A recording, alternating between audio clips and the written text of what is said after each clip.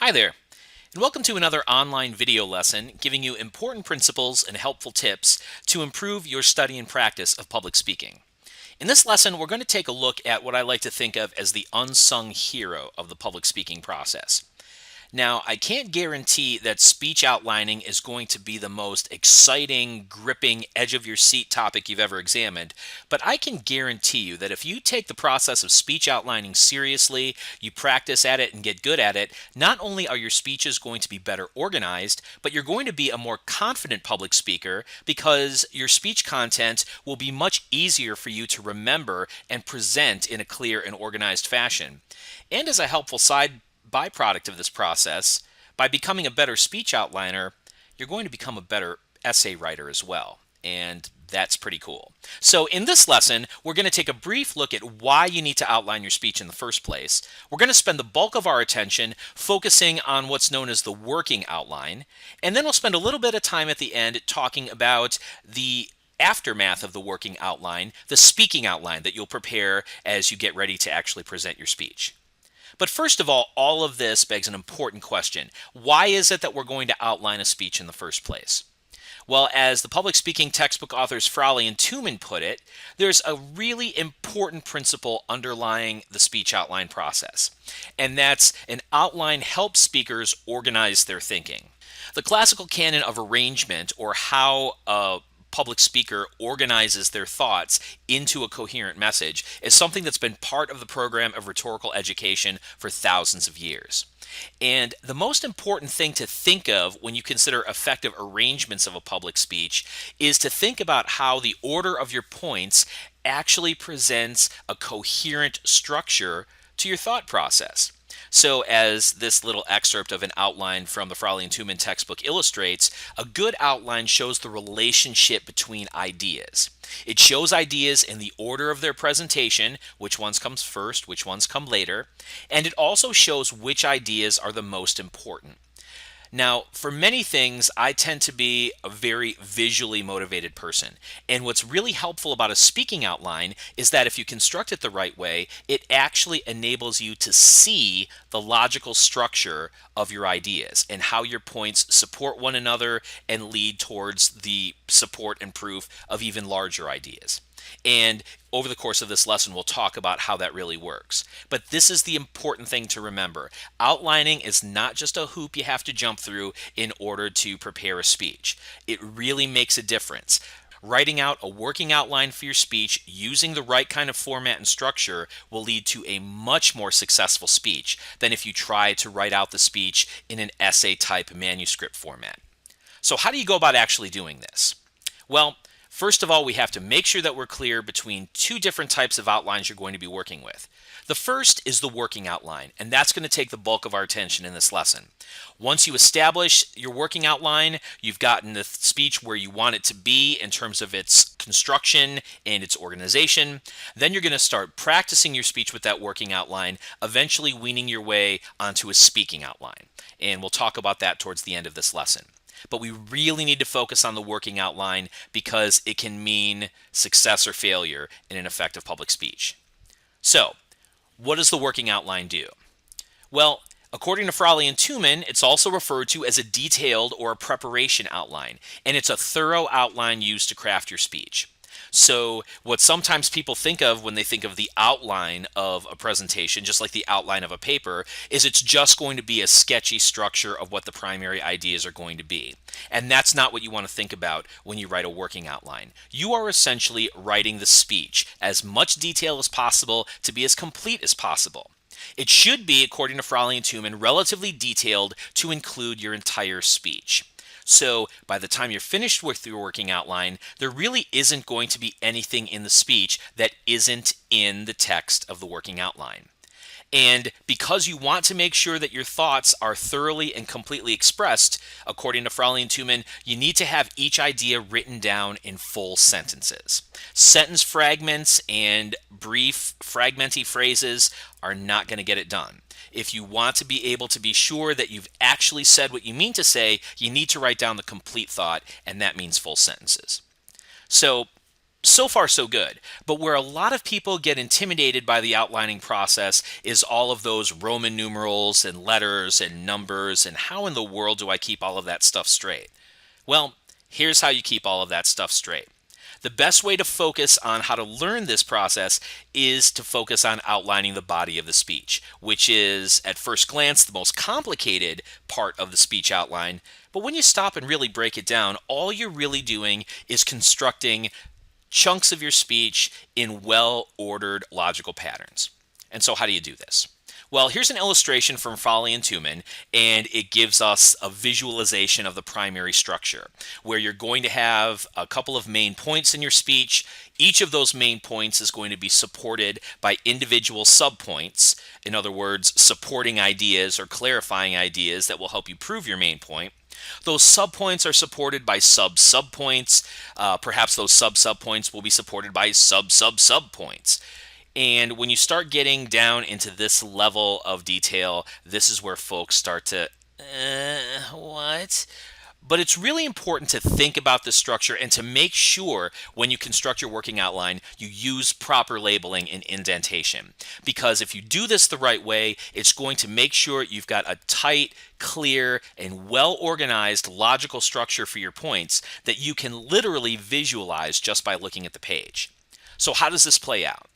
Well, let's say that I'm constructing a portion of a working outline on this slide. And so I've got a main point outlining the body. You'll just have to bear with me for the purposes of the PowerPoint medium. I'm actually violating one of the rules I just told you about, which is to make sure that you use full sentences. I'll show you an example of what this is going to look like in just a moment. But you want to make sure you're using full sentences. You want to make sure you're using proper labeling and indentation. Now, the question you're asking is, well, how do I know that I'm using proper labeling and indentation? Well, the labeling part's easy. Just follow this model. You're always going to use Roman numerals for main points. You're always going to use capital letters for primary subpoints. You're always going to use Arabic numerals, in other words, regular looking digits for your subpoints, and then so forth. So, what is this going to look like? Well, in order to make sure that you're indenting and labeling the right way, you need to make sure that you're clear on the concepts of subordination and coordination. Jargony sounding words, but they're actually really simple when you take a look at it. When you're outlining a main point, you want to make sure that you're checking for subordination. Now, what does subordination mean? Well, subordinated points are supporting subpoints for the larger point that comes before them. And so, in order to determine whether or not a point should be a subpoint that's subordinated, you need to be able to answer the question, this supports the point I'm making because, and be able to fill in that blank. So take a look at what I'm doing in these subpoints 1, 2, and 3 that are underneath the C subpoint, check for subordination. In the first one, I'm providing you an essential definition of what you're going to do when you subordinate points. You're putting down supporting subpoints for the larger point. So I've supported the main idea in subpoint C with a definition. Then what I've done is I've followed that up with a clarifying explanation. So this is another point that's going to develop and explain and support the point that I'm making in subpoint C. And then finally, in this third subpoint, I'm providing an example. And the example is illustrating what I've presented in the previous definition and explanation. So points 1, 2, and 3 are subordinated under subpoint C because each of those supports the point that I'm making in C, checking for subordination. Now, what you can also see in the structure of the outline so far is that we have subpoint A, subpoint B, and subpoint C. Each of those are making independent points, each of which supports the main point that I'm making with Roman numeral 1 on outlining the body of the speech. So this is another example of what subordination means. All it means is it's a point that you use to support the point that came before it. So you always want to make sure that you're using the labeling and indenting those subpoints and subpoints so we can literally see which points support what points. Now, by contrast, take a look at the subpoints 1, 2, and 3 again. you'll notice that those points are on the same level. I haven't indented any of those subpoints underneath the previous ones because each of those points, the definition, the explanation, and the example, are all separate points that are on the same logical level. All three of those are supporting subpoint C, just in a different way. So when those points are on the same level like that, making separate points on the same logical level, that's what we call coordination. Those points are coordinated because they're all on the same level. We also have coordinated points in subpoint A, subpoint B, and subpoint C. All of those are separate points. The point on proper labeling is not supporting the idea for using full sentences. Otherwise, I would have made that a subpoint and used a 1 and indented it. But they're separate points, so they're on the same level. C is on the same level as B, but those points 1, 2, 3, and 4 are providing support for what subordination is and what subordination is not. So this is what it looks like. Now, what would this potentially look like on an actual speech working outline?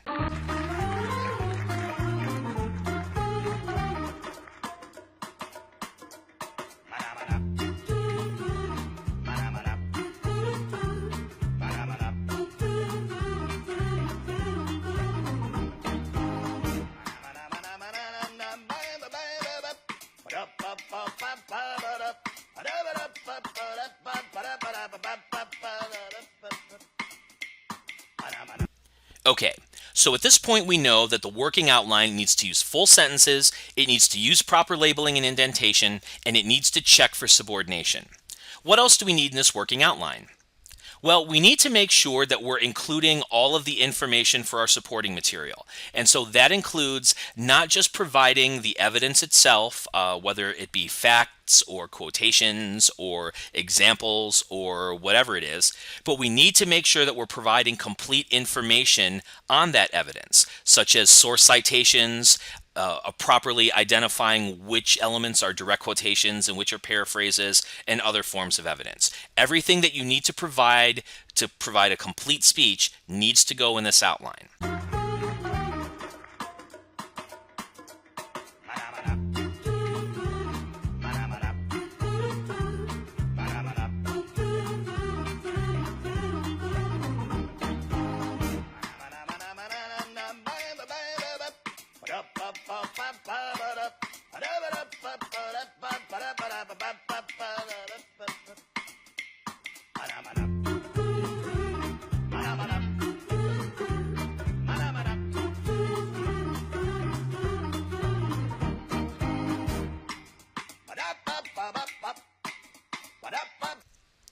We also need to make sure once we've got our main point body sections put together, we're going to need to insert transitions in between those main points. A transition, according to Fraleigh and Tuman, is a sentence that indicates you're moving from one part of your speech to another. This is an absolutely essential part of an effective outline and an effective public speech. Remember that a key difference between writing that you do in order for someone to read it and writing that you do in order for somebody to listen to it as a speech is that, well, what happens if your audience gets stuck or gets lost or can't see the relationship between one point and another point? Well, if they're reading, they can just move their eyes back to the beginning of the paragraph. They can reread a section that they didn't understand the first time. When you're delivering a speech, your audience can't rewind you. They can't make you repeat entire sections. So you need to make sure you make very clear to your audience when you're finished with one main point section and when you're moving on to the next section. And an effectively crafted transition can do just that in a way that's short and simple but really effective. Here's an example. Let's say that I've got two main points for a speech. The first main point is going to be a section in which I develop the idea that working outlines are totally awesome. And I provide all the support and I provide all the evidence, yada, yada, yada. Now, once I'm finished with that main point section, I'm going to want to develop a second main point section that speaking outlines are totally awesome. What I want to do with a transition is what I like to refer to as a summary preview format. In other words, it should be a sentence or maybe two sentences, although you can usually get it done with one, that's going to reinforce and tie shut the main point idea that you just finished, and then it's going to provide a segue or a little preview to the point that's coming up. So a transition that might be appropriate between these two main point sections might sound something like this. Now that we have a better understanding of the power of working outlines, let's see why speaking outlines are amazeballs too.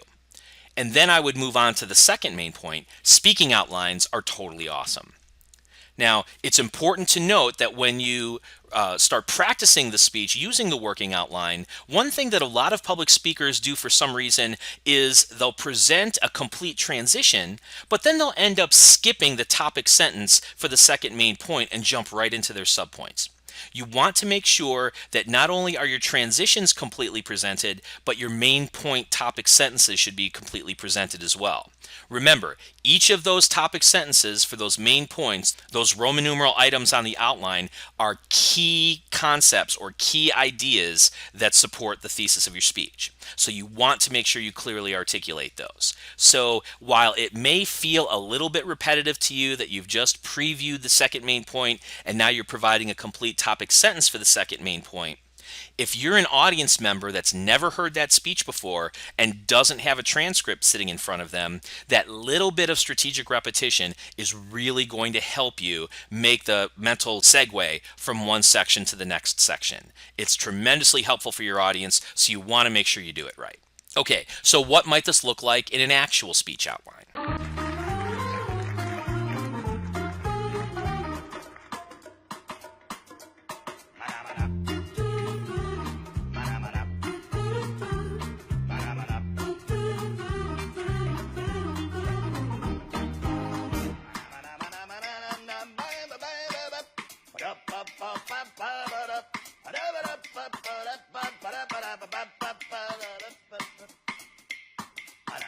Okay, once you finish outlining the body of your speech, then you're going to want to outline the introduction and the conclusion from your speech. Now, you'll be getting into what goes into effective introductions and conclusions in more detail when we get to that particular unit in the course. The primary elements of it are covered in your textbook early on when it discusses all of the primary elements for your first speech. So this lesson isn't going to get into all of those specific details. One thing that you do want to note, though, is that when you outline the introduction and you outline the conclusion, you want to make sure that you label all of the specific parts. So for the introduction, you don't just want to provide these pieces, you want to label which part is the attention getter, which part is the audience relevance connection, which part is the appeal to speaker credibility, which part is your thesis, which part is the roadmap preview of your main points. The reason why you want to label them on your speech outline is because when you're practicing it, this is something that you're going to internalize as you go over it and over it and over it, so that you can provide the right kind of delivery emphasis when you actually present it in the speech. The same is going to be true for the conclusion that follows the end of the body. You're going to outline it separate from the body structure, and you're going to label the two key parts of that conclusion very clearly. So label the summary of your thesis and main body points, and label the clincher statement that's going to leave a powerful last thought for your audience. What might this look like in an actual working outline?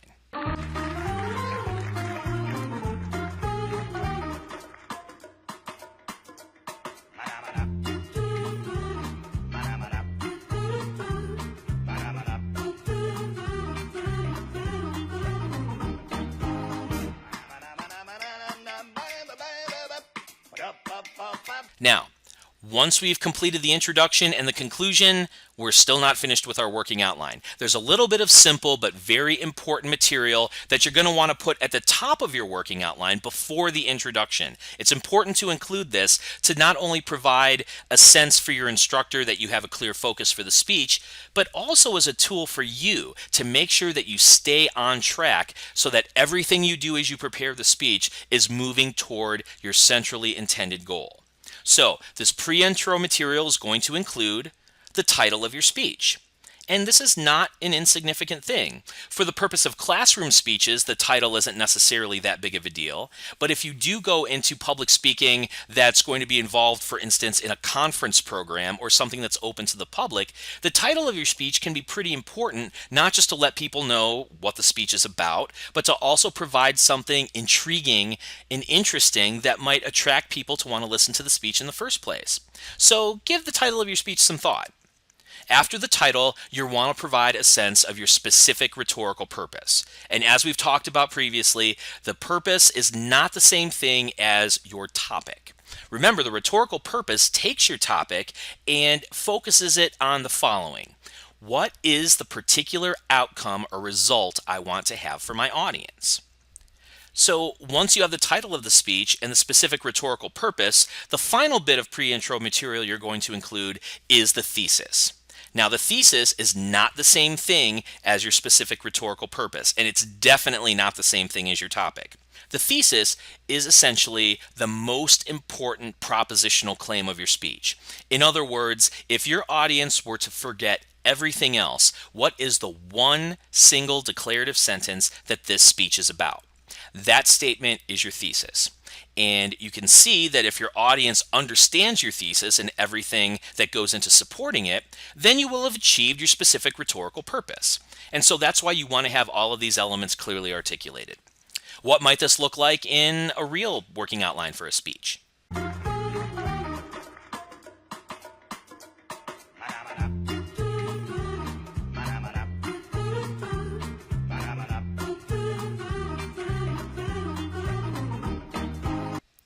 Now, it's important to note that you're not actually going to start the speech by presenting the title and the specific rhetorical purpose and your thesis. You're going to start the speech with the introduction, specifically with your attention-getting material. But you want to have this material before the introduction, remember, as a help to your instructor, but also, more importantly, as a tool for yourself to keep yourself focused and on track as you prepare the speech and as you revise and edit it in order to get it into its final version. Now, once we finish with the pre-intro material, there is going to be a bit of post-conclusion material that you need to include. And essentially what we're talking about here is the references list. Anytime that you're going to be using evidence sources as supporting material for whatever you're talking about in your speech, and that's going to take place in pretty much most, if not all, of your speeches, you're going to want to have a list of your references at the end of your outline.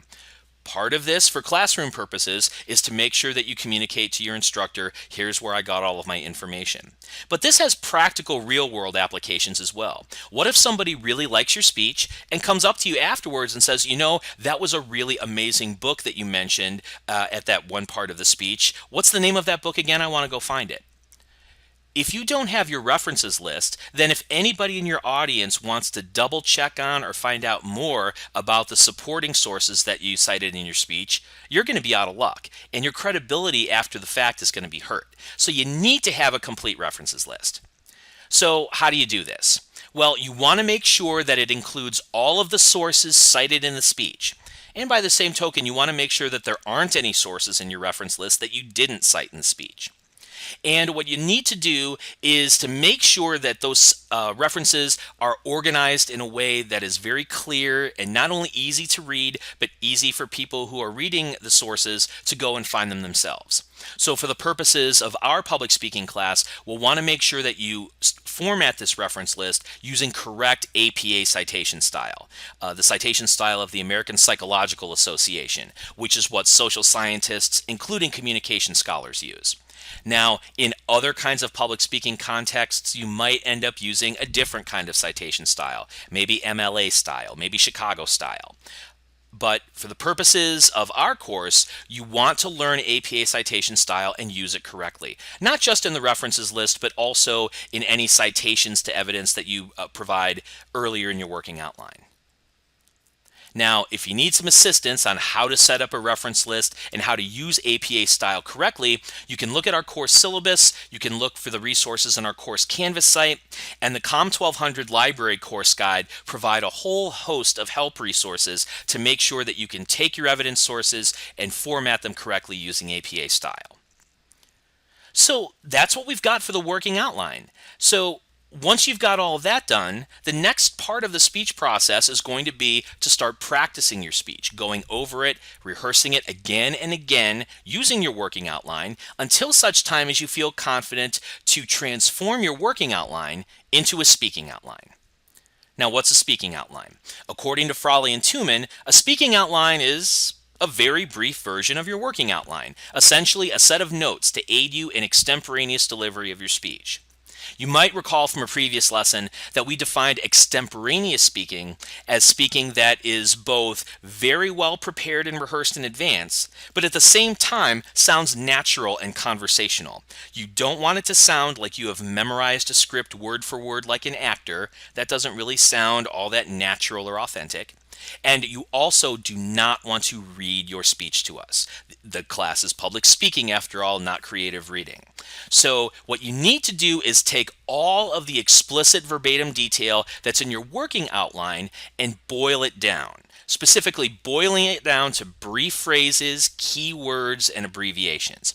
You just want enough notes on your note cards or on your note sheet so that it will spark your memory and help you remember all of the stuff that's in your speech. Now, to help you remember, it's going to be important, because after all, we call this a speaking outline, not just speaking notes, that you want to use a similar structure to the working outline. So that means using Roman numerals for your main points, capital letters and Arabic numerals for your subpoints and sub-subpoints. Even though you're just going to be using brief words and phrases to remind you of what those bigger points are, you still want to use the outline structure because you still want to be able to visualize very quickly what the structure of your speech is. Now, besides just having the keywords and phrases, you can also have additional information on these speaking notes to help you. So source citations, of course, are going to be very important. You don't want to forget those. If you do have specific things like quotations or more complicated statistics, of course, you can provide that additional detail where you need to have it. You don't necessarily have to, and indeed, you don't really want to have to memorize everything in your speech. Another good thing to include on your speaking outline are what I refer to as delivery notes. Essentially, those can be little notes to yourself in the margin to remind you about things that you want to do when you deliver the speech. There might be sections, for instance, where you might want to tell yourself to slow down or speak up. There might be complicated words that are hard to pronounce that you might need to write out phonetically so that you have an easier time pronouncing them. Anything that's going to help you deliver the speech, put down in your notes. So, a sample note card for speaking outline might look something like this. Now, this isn't necessarily a perfect version. Yours may look a little different. But note what this speaker has done. They've got the primary topic that this main point of the speech is dealing with, and then they've got their subpoints marked, and then they've got their supporting sub-subpoints for each of those subpoints marked as well. So A, B, and C are the main subpoints that are backing up this larger point about David McCullough's 1776. And each of those subpoints has a subordinated sub-subpoint that has additional historical details. At the same time, you'll notice that this speaker is going to be talking about much more than just those very brief words on the card. These phrases are really enough for this speaker to remember what they prepared in their working outline and then extemporaneously fill in the detail themselves. This is the point that you want to be at when you move your working outline to your speaking outline. Ideally, and for the purposes of our course, this is the requirement, you want to take your working outline and boil it down to no more than 5 index cards. One index card for your introduction, one index card for your conclusion, and then one index card for each of your up to 3 main points for your speech. If you can get your working outline down to a speaking outline of just 5 index cards using keywords and phrases in an outline format, you're going to be not only a very organized speaker, but also a very well prepared and rehearsed speaker. And that's going to mean audiences will be quite impressed with you. And that, of course, is one of our big goals. All right. So this should give you a pretty good sense of why we want to outline in the first place, the very important elements of how you construct and organize a working outline for your speech, and then what you're going to do to take that working outline and translate it into a speaking outline when you actually deliver the presentation. If you've got any questions or concerns about this process, please feel free to let me know. Otherwise, I'll see you in our next lesson.